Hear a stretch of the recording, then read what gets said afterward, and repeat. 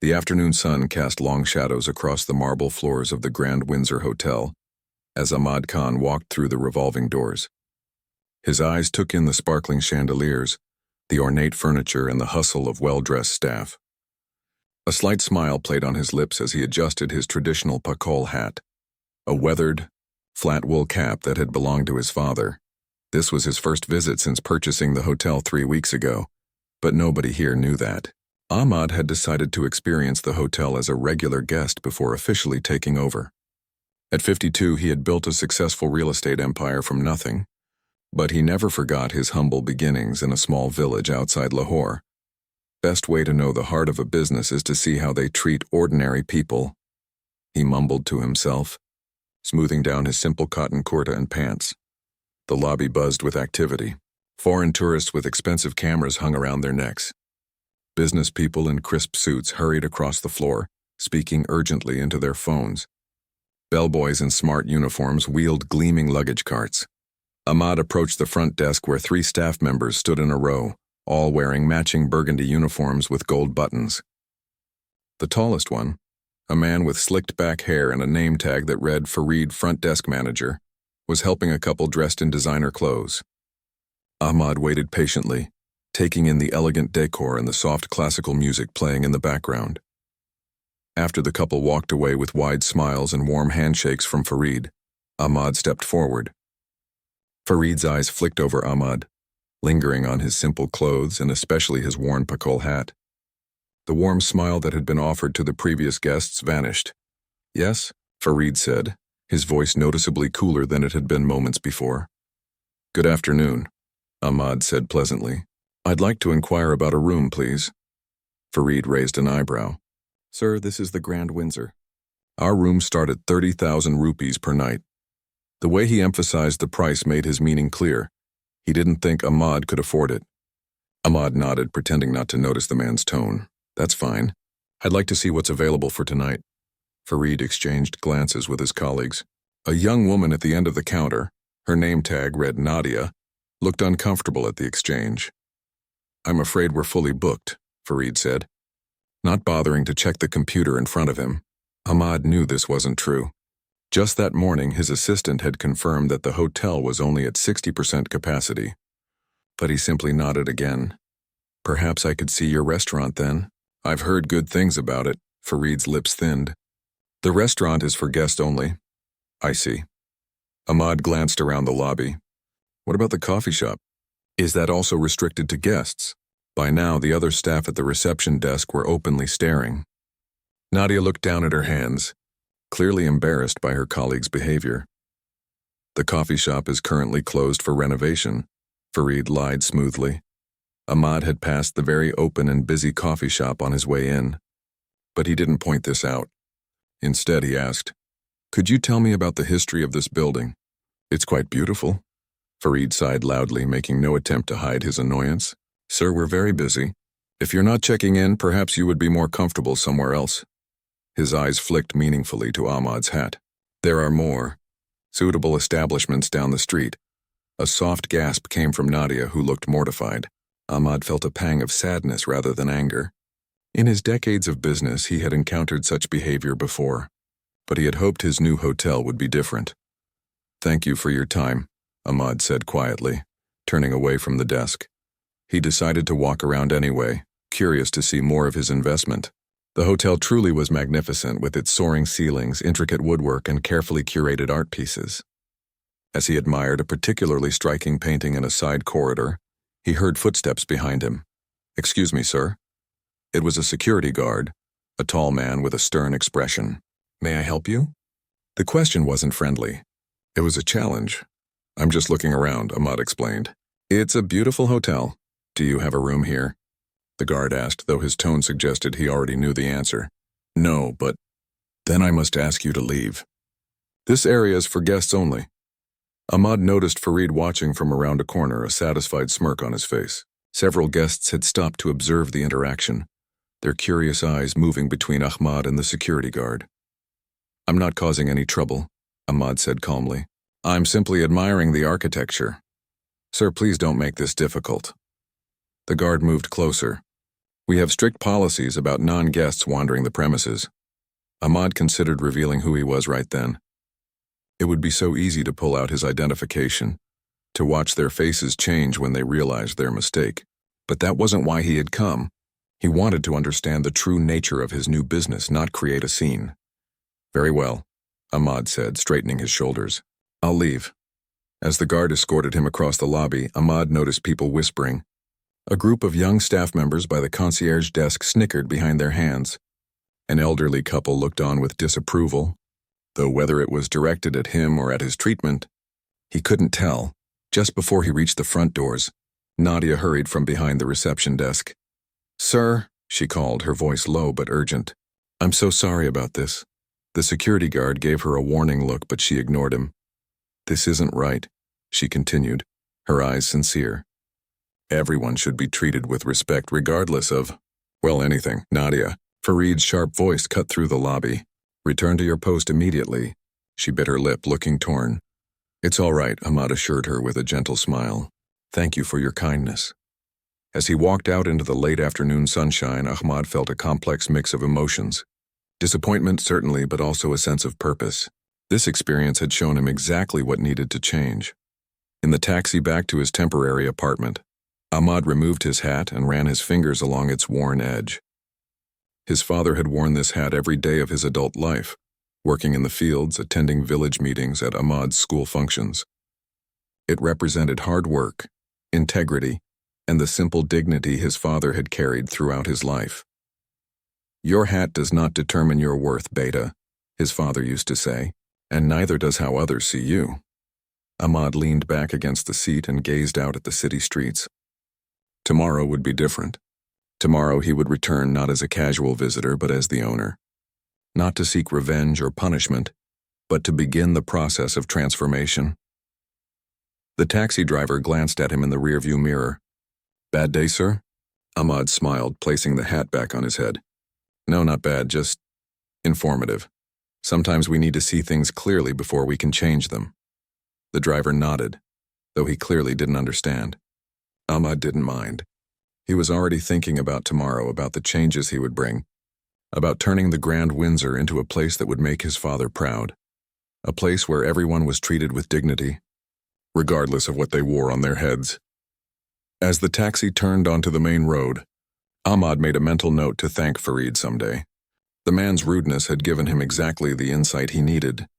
Now he knew precisely where to begin. The evening air felt heavy as Ahmad walked into his temporary apartment. He tossed his keys onto the small table by the door and sank into the leather armchair by the window.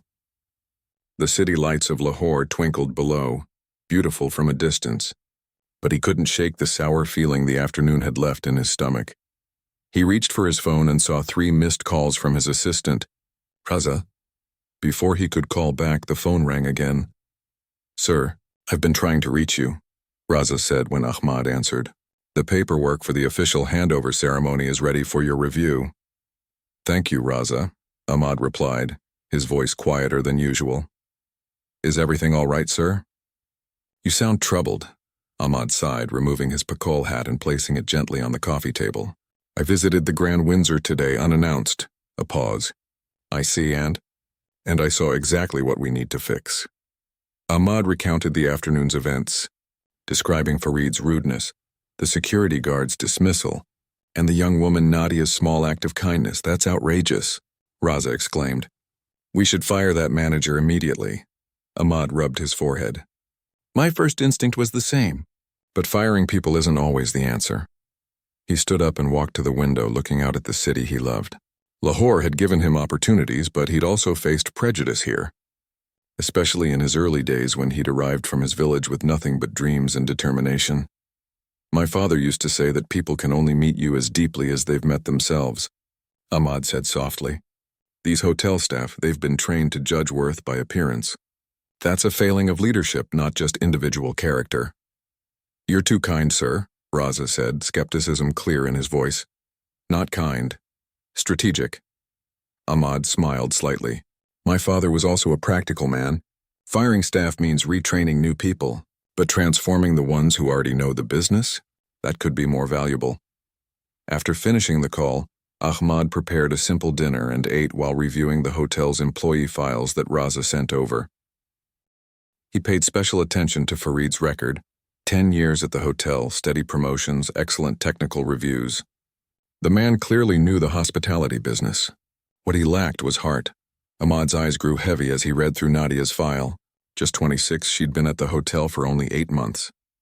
Her supervisor's notes described her as overly concerned with guest satisfaction and needs to prioritize efficiency over unnecessary conversation. Ahmad chuckled at that. In his books, those weren't criticisms but commendations. Sleep came fitfully that night. Ahmad dreamed of his father, standing in their small village home, fixing the torn edge of his old pakol hat with careful stitches. "People will always look at your hat, Beta," his father said in the dream, "but the wise ones will see the head beneath it." Ahmad woke early the next morning with a clear plan. He dressed carefully in a tailored charcoal suit, crisp white shirt, and polished shoes.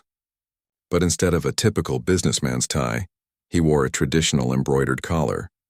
And on his head he placed his father's pakol hat. Raza arrived with a folder of documents. "Are you sure about the hat, sir?" he asked hesitantly. "Today is your first official appearance as owner." Ahmad adjusted the hat in the mirror. "Precisely why I must wear it. We begin as we mean to continue." They traveled to the Grand Windsor in Ahmad's sleek black car. This time the doorman rushed to open the door, smiling broadly at the luxury vehicle. The smile faltered slightly at the sight of Ahmad's hat, but returned quickly when he noticed the expensive suit. In the lobby, Ahmad instructed Raza to wait. "Let me speak with the reception staff first, alone." Farid was at his usual post behind the front desk, hair slicked back, adjusting his name badge. He was speaking to a colleague, his back to the entrance. Nadia stood at the far end helping an elderly couple. Ahmad approached quietly, standing behind Farid. He caught the tail end of Farid's conversation. Another one of those village people thinking they can just wander in. "As if we don't have standards to maintain." The colleague noticed Ahmad first and his eyes widened in alarm. Farid, misinterpreting the reaction, laughed. "What, it's true. Did you see his hat? Probably never stayed anywhere nicer than a roadside motel." "Good morning," Ahmad said pleasantly. Farid spun around, his practiced smile freezing when he recognized Ahmad from yesterday. His eyes darted to the expensive suit, then back to the hat, confusion evident. "I believe we met yesterday," Ahmad continued, keeping his voice mild, "though we weren't properly introduced. My name is Ahmad Khan." Farid's smile became strained. "Sir, about yesterday, if there was any misunderstanding." Ahmad raised a hand. "No misunderstanding at all. You made your position quite clear." He paused, watching realization dawn slowly on Farid's face as Raza approached, holding the ownership documents conspicuously. "Mr. Khan," Raza said formally, "the management team is assembled in the conference room as requested." Farid's face drained of color. "Mr. Khan, you're the new owner?" By now Nadia had finished with her guests and turned to watch the exchange. Her hand flew to her mouth in shock. "Yes," Ahmad said simply. "I wanted to experience the hotel as an ordinary guest before taking over officially." He smiled at Nadia, whose eyes were wide with recognition. "Sometimes it reveals things that might otherwise remain hidden." Farid began stammering apologies, but Ahmad cut him off gently. "We'll discuss yesterday's events later. For now, please inform all department heads to join us in the conference room in 15 minutes. And Ms. Nadia," he added, "please join us as well." As Ahmad walked away, whispers erupted behind him. He heard the hurried footsteps of Farid rushing to follow instructions. In the corner of his eye, he saw Nadia standing frozen in place, her colleague nudging her urgently. The conference room was filled with nervous energy when Ahmad entered. 20 department heads and senior staff members sat around a large table, their posture stiff, eyes curious. Farid stood by the door, his usual confidence shattered, fingers fidgeting with his name badge. Nadia slipped in last, taking the only remaining seat, as far from Farid as possible. Ahmad stood at the head of the table, his pakol hat still firmly on his head. He looked around the room slowly, making eye contact with each person. "Good morning," he began. "My name is Ahmad Khan, and as of today, I am the new owner of the Grand Windsor Hotel." He paused, allowing the information to settle. "Yesterday, I visited this hotel as an ordinary man in ordinary clothes. I wanted to see how the Grand Windsor treats people, not just the wealthy or the powerful, but everyone who walks through those doors. The room was completely silent now. Ahmad removed his hat and held it gently in his hands. This hat belonged to my father. He was a farmer who never had the chance to stay in a place like this. But he taught me something valuable. That true hospitality doesn't see clothes or hats or wallets. It sees people. He walked slowly around the table as he spoke. Yesterday I was judged the moment I walked through the door. Not for my character, not for my behavior, but for this hat and my simple clothes. Farid stared at the floor, his shame evident. Several others shifted uncomfortably in their seats. I didn't come here today for revenge or to embarrass anyone, Ahmad continued, his voice growing warmer. I came because I believe the Grand Windsor can be more than just another luxury hotel. It can be a place that combines excellent service with genuine respect for every single person who enters. He stopped behind Nadia's chair. It only takes one person to stand up for what's right, even when it's difficult. He placed a gentle hand on her shoulder. Thank you for your kindness yesterday, Nadia. She blushed, looking both proud and terrified. Today marks a new beginning for the Grand Windsor, Ahmad said, returning to the head of the table and placing his hat back on his head. And I want all of you to be part of it, even those who may have made mistakes. His eyes met Farid's briefly. We will discuss specific changes in the coming days. For now, I ask you to reflect on one question. If your own parent or grandparent walked into this hotel dressed simply, wearing a traditional hat, how would you want them to be treated? The room remained silent, but Ahmad could see the impact of his words on their faces. Some thoughtful, some ashamed, some inspired. That's all for now, he concluded. Please return to your duties. Except for you, Mr. Farid, and you, Ms. Nadia. I'd like to speak with both of you privately. As the others filed out, Ahmad looked down at his father's hat, running his thumb over its worn edge. The real work was just beginning. The conference room emptied quickly, leaving Ahmad alone with Farid and Nadia. Farid stood rigidly by the door, his eyes fixed on a spot on the wall, while Nadia perched on the edge of her chair, hands folded tightly in her lap. Ahmad gestured to the chairs closest to him. Please sit down. Farid moved stiffly to the table and lowered himself into a chair, his back never touching the rest. Nadia remained where she was, her eyes darting between Ahmad and Farid. Relax, Ahmad said gently. This isn't an execution. Neither of them smiled. Ahmad sighed and took off his hat, placing it on the table between them. Let me tell you about this hat, he began, his voice soft with memory. My father wore it every day of his adult life. He was a farmer in a small village 2 hours from Lahore. We didn't have much, but he was respected by everyone who knew him because he treated all people with dignity. Ahmad ran his fingers along the hat's worn edge. When I was 14, a wealthy landowner came to our village. He needed workers for his new factory in the city. My father spoke up at the village meeting, asking questions about safety, about fair wages.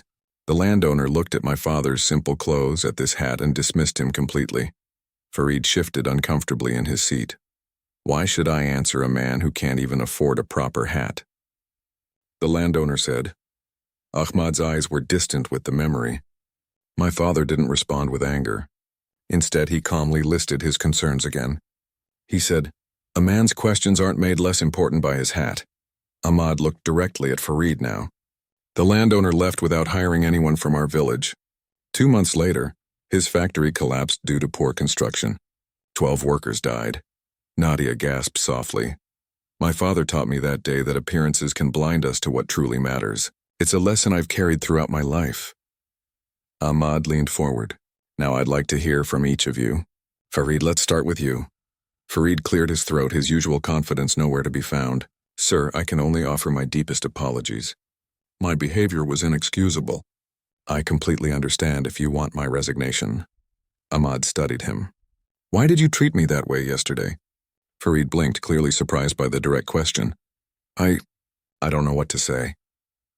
The truth will do, Ahmad said calmly. Farid's shoulders slumped slightly. In my 10 years here, I've been taught that the Grand Windsor has a certain image to maintain. We cater to business people, to foreign tourists, to the elite. My previous managers always emphasized that we should discourage those who didn't fit the profile. And a man in a traditional hat and simple clothes doesn't fit the profile. Ahmad finished for him. Yes, sir. Farid looked down at his hands. It was wrong. I know that now. Ahmad nodded, then turned to Nadia. And you? You've only been here 8 months, yet you were the only one who showed basic kindness. Why? Nadia straightened in her chair. My grandmother raised me, sir. She was from a small village like your father. She always said that you can tell a person's character by how they treat those who can do nothing for them. She hesitated, then added quietly, When I saw how Mr. Farid was treating you, I heard her voice in my head. Ahmad smiled. Your grandmother sounds like a wise woman. She was, sir. Ahmad stood up and walked to the window overlooking the hotel gardens. The morning sun cast long shadows across the carefully manicured lawns.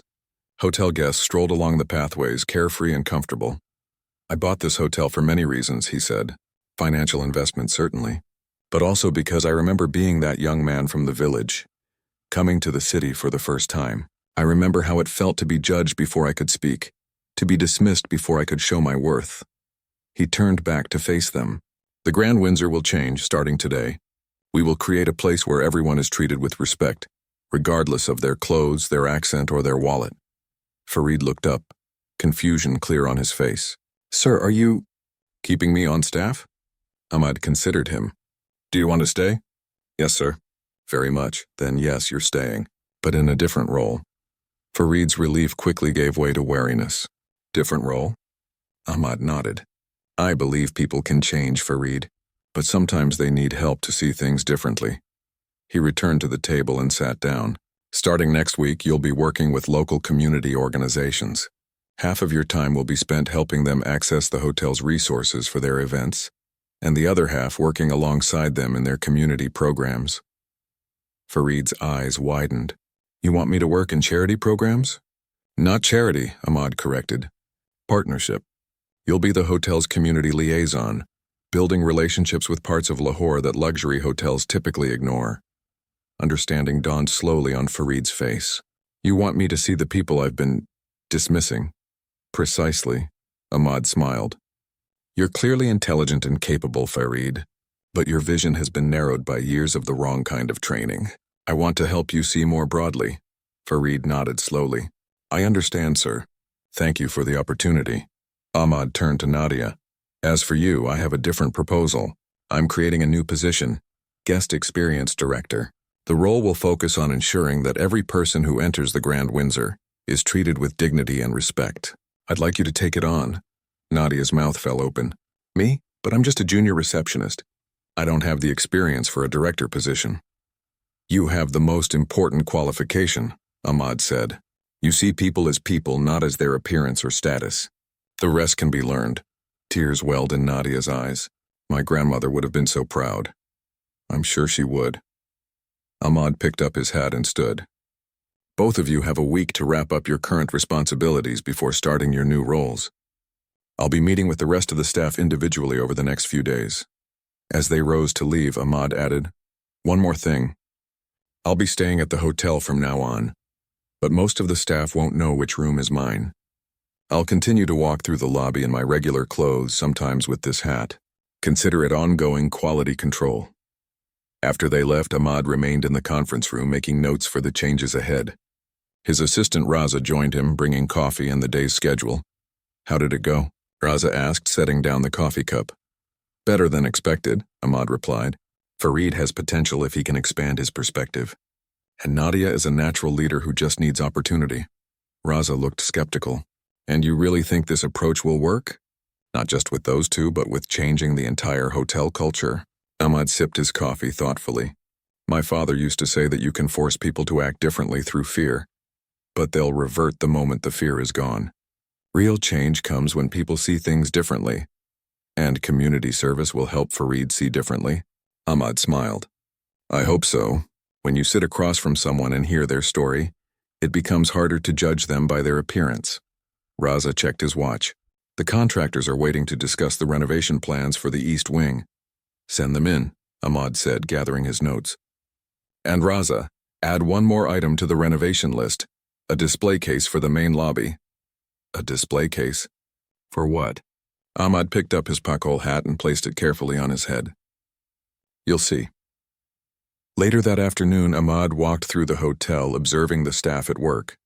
Word had spread quickly about the morning's revelations. He noticed how eyes now followed him, some curious, some anxious, some respectful. A bellboy who had snickered the day before now stood straighter as Ahmad passed. The concierge who had ignored him now offered a hesitant smile. Small steps, Ahmad thought. The real test would come in the weeks ahead, as they implemented the new training programs and community partnerships. Change wouldn't happen overnight. As he passed the front desk, he noticed Nadia speaking with an elderly couple, the same ones she had been helping that morning. The couple appeared confused about something on their bill. Other staff glanced at the situation but kept their distance. Nadia, however, listened patiently, her full attention on their concern. Ahmad paused to watch.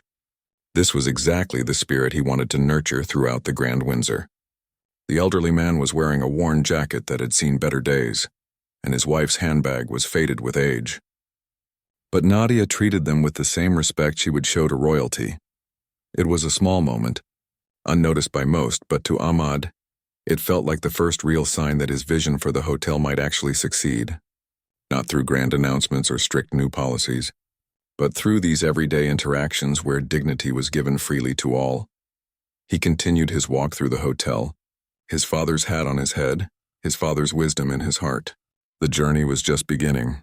3 weeks passed quickly. Ahmad settled into a routine at the Grand Windsor, splitting his time between his regular business responsibilities and overseeing the changes at the hotel. He kept his promise to regularly appear in the lobby in casual clothes, sometimes with his father's hat, sometimes without. The staff had grown accustomed to seeing him this way. Though many still straightened, their posture a bit more when he walked by. The morning sun streamed through the windows of Ahmad's office as he reviewed the latest guest satisfaction reports with Nadia. In her new role as guest experience director, she had taken to keeping a detailed log of guest interactions, both positive and negative. Overall, the numbers are improving, she said, pointing to a chart. Complaints are down 15% and positive comments are up nearly 20%. Ahmad nodded, pleased but not yet satisfied. And what about our local visitors? The ones who aren't staying overnight? Nadia flipped to another page. That's where we're seeing the biggest change. Before, we didn't even track those interactions because they weren't considered important, Ahmad finished for her. Exactly. But now we're counting every person who enters for any reason, to use the coffee shop, to ask about rates, to just look around. And the staff is reporting much more positive experiences. Ahmad leaned back in his chair. Good, and what about Farid? Any updates on his community work? A small smile played on Nadia's lips. Actually, he's outside waiting to see you. He has something to report himself. Send him in. Farid entered the office looking notably different than he had 3 weeks ago. His hair was less rigidly styled, and though his clothes were still professional, he'd replaced his stiff suits with more comfortable business casual attire. But the most striking change was in his demeanor. The arrogance had given way to something more thoughtful. Good morning, Mr. Khan, he said, nodding respectfully to both Ahmad and Nadia. Farid, please sit down. Ahmad gestured to the chair beside Nadia. How are things going at the community center?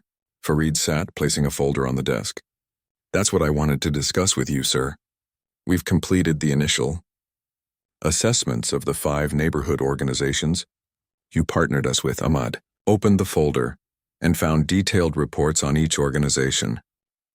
A women's skills training center, an after-school program for underprivileged children, a health clinic, a senior citizens' home, and a vocational training facility.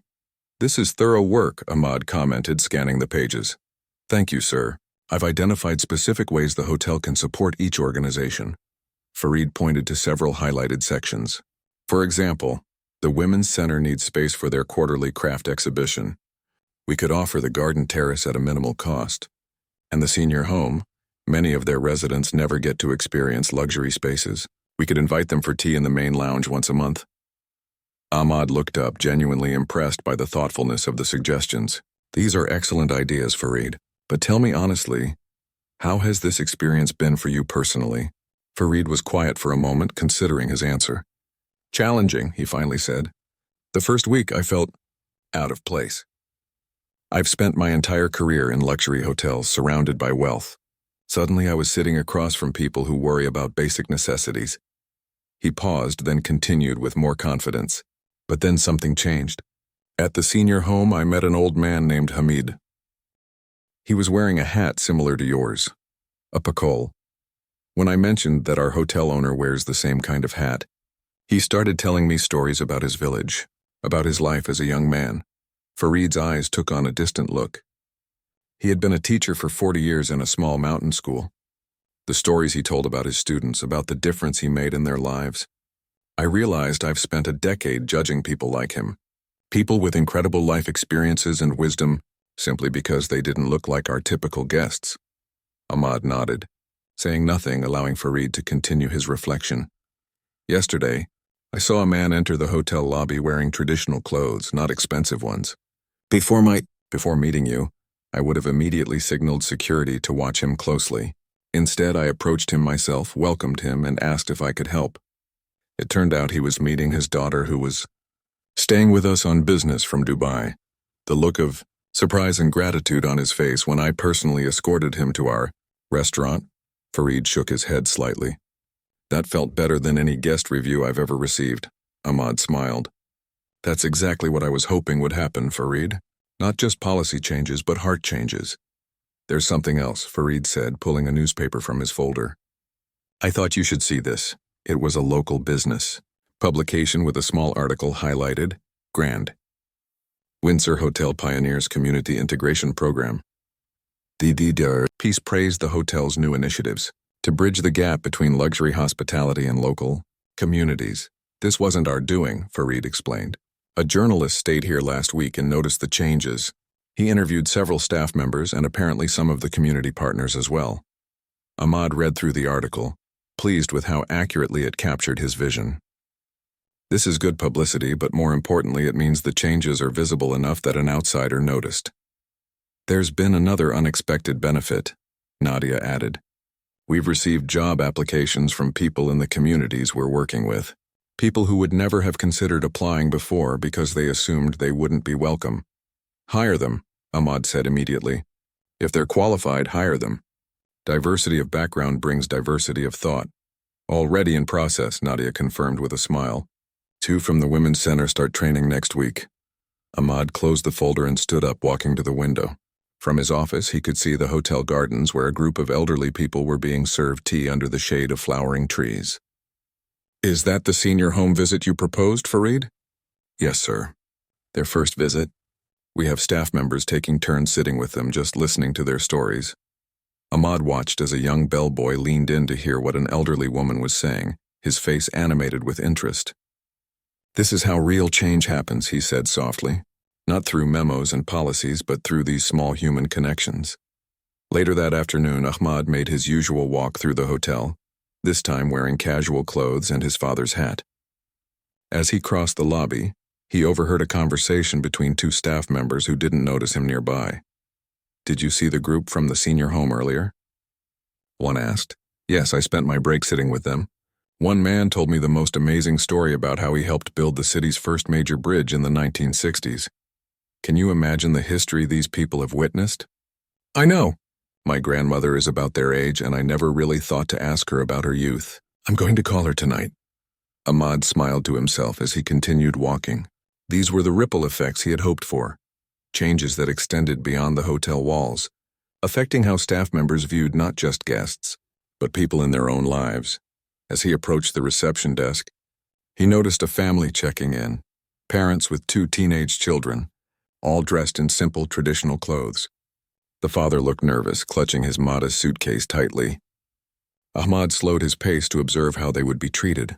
The receptionist, a young man who had been hired before Ahmad bought the hotel, greeted them warmly. Welcome to the Grand Windsor. Is this your first stay with us? Yes, the father replied, his voice betraying his nervousness. My brother is getting married tomorrow. He's paying for us to stay here as a special treat. Wonderful. Congratulations to your family. Let me make sure your rooms have a good view for this special occasion. Ahmad watched as the family visibly relaxed. their initial tension melting away as they were treated not as outsiders but as valued guests. The receptionist called a bellboy who greeted them with the same warmth, chatting easily with the teenagers as he loaded their bags onto a cart. This was what success looked like, not forced politeness driven by fear of the boss watching, but genuine human connection. That evening, Ahmad sat in the hotel restaurant enjoying a quiet dinner alone. He had chosen a corner table where he could observe the room without being obvious. The restaurant had also undergone changes in the past weeks. The strict dress code had been relaxed, and the menu now included some traditional local dishes alongside the international cuisine. As he finished his meal, Ahmad noticed Farid entering the restaurant with an elderly man, the same one he had mentioned in the meeting, Hamid from the senior home. Farid was escorting him to a table, his manner respectful and attentive. The two sat down together, and soon were deep in conversation, Farid leaning forward to catch every word from his elderly companion. Ahmad signaled for the bill, a sense of deep satisfaction settling over him. The Grand Windsor was becoming the place he had envisioned, not just a luxury hotel, but a space where dignity was the true currency, freely given to all who entered. As he signed the bill, he glanced once more at Farid and Hamid. The old man was touching his own pakol hat as he spoke, his hands gnarled with age but his eyes bright with the light of stories being shared and, more importantly, being heard. 6 months had passed since Ahmad's first visit to the Grand Windsor. The morning air was crisp as he stood on the hotel's rooftop terrace, watching the sun rise over Lahore. Today marked an important milestone, the official reopening ceremony after the completion of renovations. But the changes went far beyond fresh paint and new furniture. "Beautiful morning, isn't it?" Raza said, joining Ahmad at the railing. "Perfect for a new beginning," Ahmad replied, adjusting his father's pakol hat. Over the months, the hat had become something of a symbol among the staff, a reminder of the hotel's transformation. "The press will start arriving in 2 hours," Raza said, checking his tablet. "We have confirmations from all major news outlets and several travel industry publications." Ahmad nodded. "And our community partners?" "All confirmed. The senior home is sending a bus. The women's center will have a craft display in the garden, and the children from the after-school program will perform a short cultural program." "Excellent." Ahmad took a final look at the awakening city before turning to go downstairs. "Let's make sure everything is ready." The lobby buzzed with activity as staff made final preparations. Flowers arrived in elegant arrangements, their scent filling the air. A small stage had been set up near the grand staircase for the speeches. In one corner, a covered display case waited for its unveiling, Ahmad's special project that he had kept secret from most of the staff. Nadia approached, clipboard in hand. "Good morning, Mr. Khan. All guest rooms are prepared for the tours and the kitchen reports the reception food is on schedule." "Thank you, Nadia. And how are the new staff members settling in?" "Wonderfully. Aisha from the Women's Center is already one of our most requested massage therapists at the spa, and Yusuf from the Vocational Training Center has proven to be an excellent apprentice to our head chef." Ahmad smiled. "And where is Farid this morning?" "Coordinating with the community arrivals. He insisted on personally greeting each group." Ahmad nodded, pleased but not surprised. Farid's transformation over the past 6 months had been remarkable. From a man who judged others by their appearance to someone who now regularly volunteered at the community centers even on his days off. As the morning progressed, the hotel filled with guests for the ceremony. Journalists mingled with business leaders and community members. The contrast of expensive suits alongside traditional clothing created exactly the diverse atmosphere Ahmad had envisioned. Near the entrance, Farid welcomed an elderly woman from the senior home, gently offering his arm as she made her way inside. When he caught Ahmad's eye across the lobby, he gave a small nod of acknowledgement, his face showing quiet pride in how far they had come. An hour before the ceremony was set to begin, a sleek black car pulled up to the entrance. The doorman rushed to open the door, and out stepped a distinguished-looking older man in an expensive suit.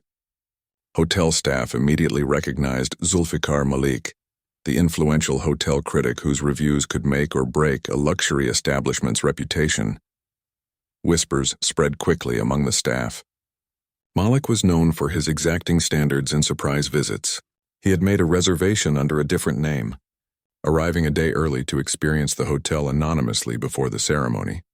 Ahmad was in his office reviewing his speech when Nadia knocked urgently on the door. "Mr. Khan, Zulfikar Malik is here." Ahmad looked up calmly. "Yes, I saw his name on today's guest list. But he arrived yesterday under a different name. He's been staying here, testing the service without anyone knowing who he was." "And how was he treated?" Ahmad asked, though he suspected he already knew the answer. Nadia's worried expression gave way to a smile. "That's just it, sir. I checked with the staff who interacted with him. He was wearing very traditional clothing when he arrived, a simple shalwar kameez and a worn jinnah cap. But everyone treated him with complete respect. No one knew who he was, but it didn't matter." Ahmad sat back in his chair, a deep satisfaction washing over him. "Then we have nothing to worry about. Our true test was never going to be how we treat a famous critic when we recognize him, but how we treat everyone, regardless of who we think they are." The ceremony began at noon. The lobby was packed with people from all walks of life. Hotel industry professionals, media, and community members all gathered together. Children from the after-school program had just finished their cultural performance to enthusiastic applause. Ahmad stepped up to the podium, removing his hat as he prepared to speak. He looked out at the diverse faces before him, his staff standing proud in their uniforms, the elderly from the senior home seated in the front row, young women from the skills center, business leaders, and local families. "6 months ago," he began, "I walked into this hotel as a simple man in simple clothes. I was judged immediately, not for my character but for my appearance." He held up his father's hat, especially for this hat. The crowd was silent, many of the staff lowering their eyes, remembering how things used to be. That day taught me something important. A luxury hotel isn't truly luxurious if its welcome is only extended to some. True hospitality sees the dignity in every person who walks through the door. Ahmad gestured around the lobby. "The renovations you see today are beautiful, but they're not what makes this hotel special. What makes the Grand Windsor special is the change that happened here, not in the walls and floors but in hearts and minds." He motioned to Farid, who stood near the covered display case. "Some of you may know Farid's story. Once our front desk manager who turned people away based on their appearance, he now leads our community partnership program, building bridges between this hotel and parts of our city that luxury establishments typically ignore." Farid nodded respectfully, his expression humble yet proud. "Nadia," Ahmad continued, "saw the dignity in every person from her first day here. Now, as our guest experience director, she ensures that everyone who enters the Grand Windsor feels valued and respected." Nadia smiled from her position near the stage. "But the transformation goes beyond individual staff members. Look around you today." Ahmad gestured to the diverse crowd. "This is what success looks like. A place where everyone belongs, where judgment is suspended, where dignity is the only currency that matters." Ahmad walked over to the covered display case, placing a hand on its surface. "My father was a simple farmer who never had the chance to stay in a place like this. But he taught me that a person's worth isn't determined by their clothes or their possessions. It's determined by how they treat others." With a nod to Farid, they removed the cover together. Inside the case was Ahmad's father's pakol hat, displayed on a simple stand. Beneath it, a small plaque read, "Judge by character, not appearance." This hat will remain here as a reminder of where we came from and where we're going. It represents both our mistake and our promise to do better. As Ahmad finished his speech, Zulfikar Malik approached the podium. He hadn't been scheduled to speak, but everyone made way for the renowned critic. "I've reviewed hundreds of luxury hotels around the world," Malik began. "I've slept on the finest sheets, eaten the most exquisite foods, and been pampered by the most attentive staff. But yesterday I experienced something truly rare." He adjusted his expensive suit jacket. "I arrived wearing clothes from my village, the simple clothes I grew up in but rarely wear in public anymore. In most luxury hotels, I would have been treated with thinly veiled disdain. Here I was welcomed as warmly as I was today in this suit." Malik turned to Ahmad. "You've created something extraordinary here, Mr. Khan. Not just a hotel, but a model for how businesses can honor human dignity while still maintaining excellence." The crowd erupted in applause. As it died down, Ahmad noticed an elderly man making his way slowly toward the podium. It was Hamid from the senior home, the man who had formed a friendship with Farid. Hamid stood beside Ahmad, his aged hands gripping the podium for support. "May I say something?" he asked softly. Ahmad nodded and stepped aside. "I am 82 years old," Hamid began, his voice thin but clear. "For most of my life, places like this were not for people like me. Even when I could occasionally afford to enter such places, the looks I received made it clear I didn't belong." He touched his own pakol hat gently. "2 months ago, I came here for tea with others from the senior home. The young man Farid sat with me, listened to my stories as if they mattered. For the first time, I felt welcome in a place of luxury." Hamid turned to face the crowd. "Today, my grandson starts work here as an apprentice in maintenance. Because of the changes in this hotel, he can walk through these doors with his head held high, knowing he belongs." There wasn't a dry eye in the lobby as Hamid made his way back to his seat, helped gently by Farid.